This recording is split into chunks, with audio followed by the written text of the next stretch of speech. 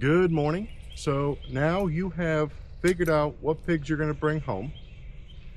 You scheduled for them to come home, and now they're on their way. So you need to figure out how you're going to train with that electric wire like we discussed. So you need to set up a training pen.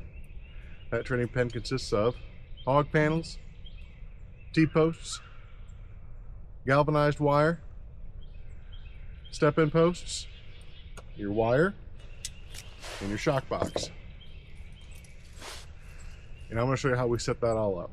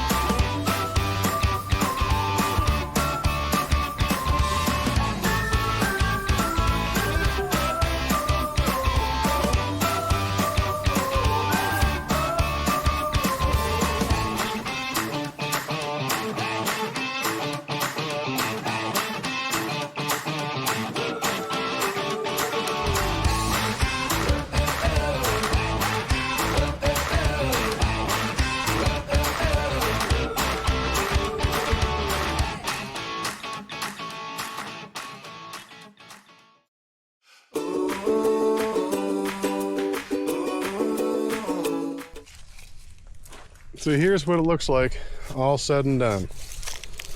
We've got our hog panels, and then we've got our wire running just inside.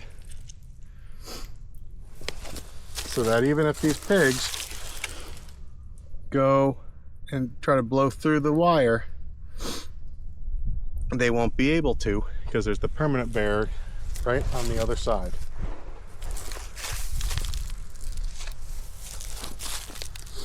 Not only that, we got their water set up. Even little pigs, they learn how to use this over time.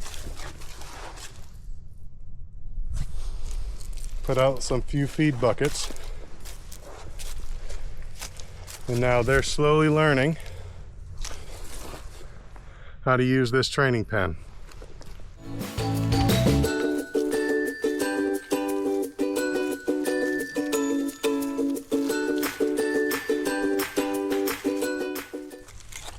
As the time goes on, they're going to test this barrier and where all this and how this hot fence works.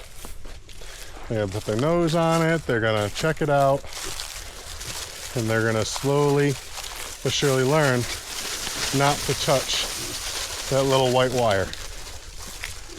But they also have plenty of space to roam and forage and learn how it works here.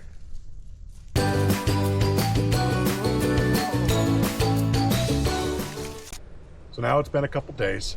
The pigs have definitely had time to test the perimeter. They're getting a little bit more used to me now. They understand how the program works here.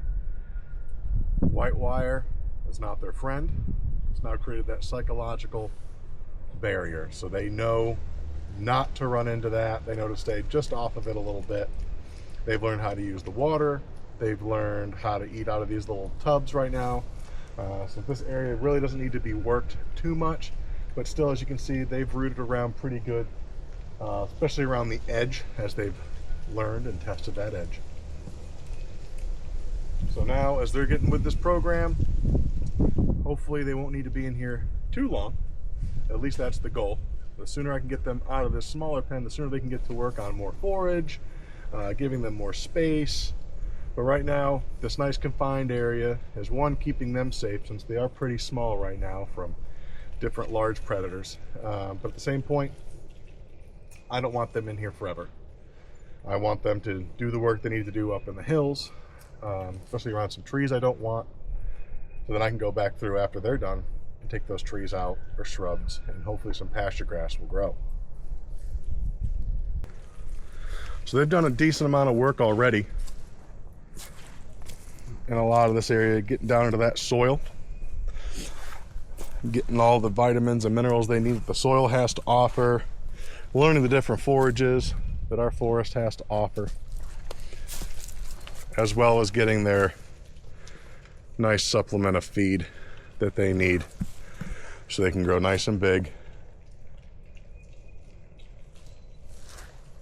They're also now in time getting a little bit used to me. They allow me to get a little bit closer, but not too much. They're still not too sure about me. But again, that takes time. I can't force that kind of bond. It's something I've got to work at. Just like with the breeding pigs, it just takes time. But they are definitely getting with the program on how it works here,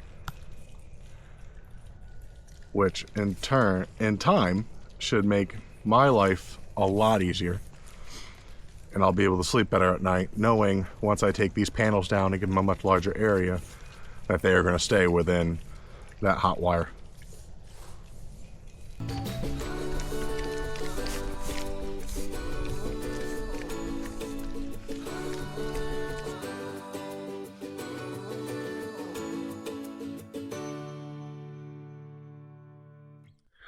So this is exactly how we set up our training pen every year for our pigs. I'll put a link in the description below with all of the items that we used and where we sourced them from. So if that's something you're interested in, you can go and get them yourself. I'm not affiliated with any of those products. It's just something that I like to use, that we've trusted over the past few years. And hopefully this will be the next steps for you to bring those pigs home so you can grow pork for yourself and your family this year.